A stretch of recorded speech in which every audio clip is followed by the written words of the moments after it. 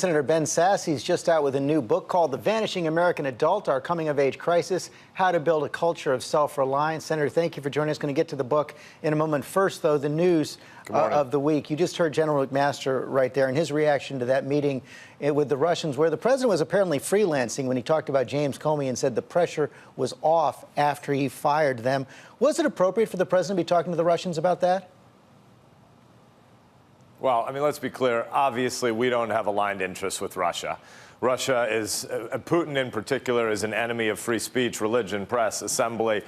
He's the enemy of many of the things that are at the beating heart of America. So we need to be clear that we don't have aligned interests with Russia. And yet, there's a lot in that last segment that's pretty encouraging for the American people, I think. General McMaster is a special guy. The president should be applauded for having him in place. And I think he said clearly in that interview, I heard most of your segment, he said the biggest problem between U.S. and Russian relations is Russian behavior. That's a pretty good thing to have the administration acknowledging. Yeah, I actually agree with that. But if you listen to the whole interview, it also sounded like the president didn't even confront Russia on the election interference. This was his first meeting with a high-level Russian official. The president disparaged the person investigating Russia, didn't apparently confront them on their own interference.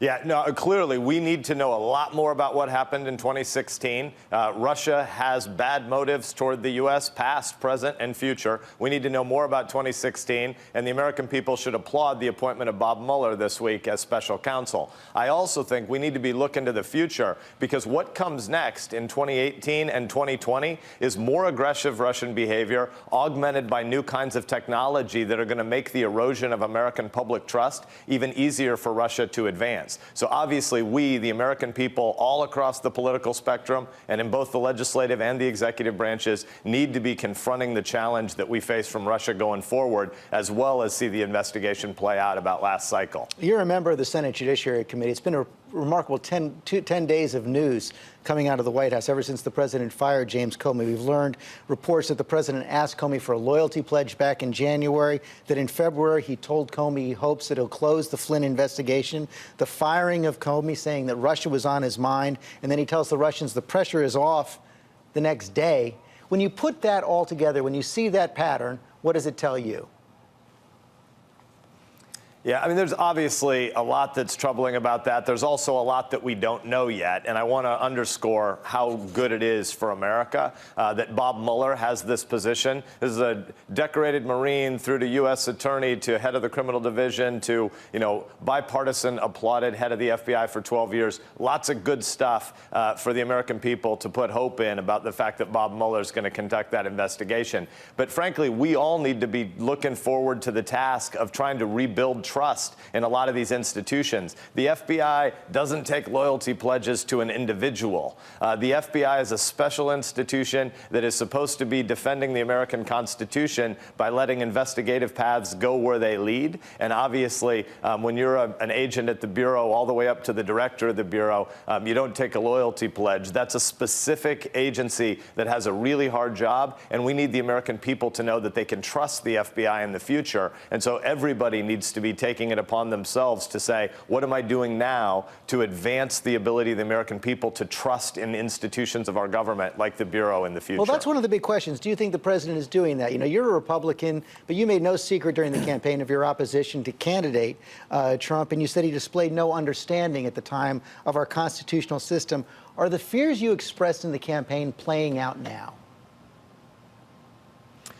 Listen, the problems that we face in terms of not having a shared understanding of why America has limited government and what the constitutional structure of checks and balances are supposed to protect, that problem isn't a problem just in the last 4 months. It isn't a problem just in the last 18 months. We've had an erosion of an understanding of basic American civics for decades. But yeah, I am concerned that at this particular moment, there's not enough long-term thinking about how we restore an understanding of the American structure of government. So I wish that everybody in government, including in particular the president, would spend a lot more time and energy saying, 5 and 10 years from now, am I going to have contributed to a world where American kids understand why the First Amendment is so glorious? Because right now there's a ton of data. Our kids don't understand it, and we're not teaching them. And that starts all across the federal government. And no one's doing enough to restore that. And that's one of the things you write about in your new book, The Vanishing American Adult.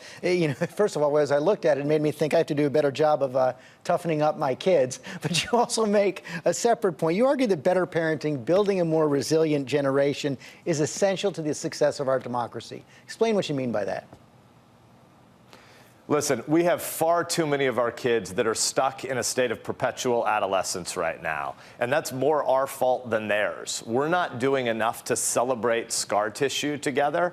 Our kids have huge potential, but they are also going to have a demand and a necessity of becoming more resilient than the generations before them, because they're entering an economy where at age 40 and 45 and 50 and 55, they're likely going to get disintermediated not only out of their job and their firm, but out of their entire industry. That's never happened before in human history. We're going to have to build a civilization of lifelong learners. And at the same time as we should be toughening our kids up, we're trying to bubble wrap them a little too much. There's a lot that should be happening as our kids come of age that right now we're not spending enough time attentive to habit formation for our kids. And again, this book is a constructive book. It's 2/3 what should we do about it to do right by our kids. It's only about 1/3 stage setting. It's not a blame-laying book, but to the degree that there's blame to be laid, it's on we, the parents and grandparents, that are not attentive enough to what kind of formative experiences will help our kids. I got to show everybody a tweet you sent around this week.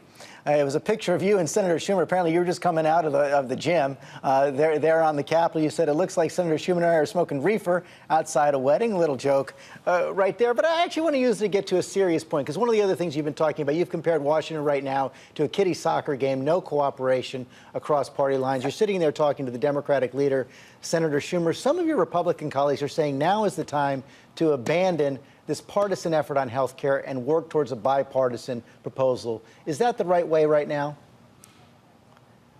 Well, I'll come back to health care, but let's say a prior point first. When I say that Washington's like kiddie soccer, what I really mean is there's a whole bunch of frenzy and almost never strategy. So fundamentally, the American people don't really know what the priority set is for Washington. I'm the third or fourth most conservative guy in the Senate by voting record, so I'm not making an argument for a mushy middle on policy, but I am making an argument for saying, how do we prioritize what core issues we should be focused on for 5 and 10 and 15 years from now? Because this city is obsessed with short-termism. So that's really what I mean by kiddie soccer. But on health care, I think it's pretty clear that the 5 and 10 and 15-year agenda for America should be that we create a health care system where the American people can buy the policy that they want and take it with them across job and geographic change. Right now, I think Obamacare exacerbates more problems than it solves. I think it needs to be fully repealed and replaced. But we Republicans also need to admit that the American health care system wasn't doing what it needed to do pre-Obamacare. So the problems didn't originate with Obamacare. They're much deeper than that. And as we transition to a more mobile, portable economy, we need the American people to know they're going to be able to buy a policy that goes with them across job and geographic change. Right now, Washington isn't focused on that. It's more shirts and skins exercise of who wants to be more for or more against Obamacare. The challenge before us is longer term than that. Senator Sasse, thanks for joining us this morning. Thanks for being in Nebraska, George.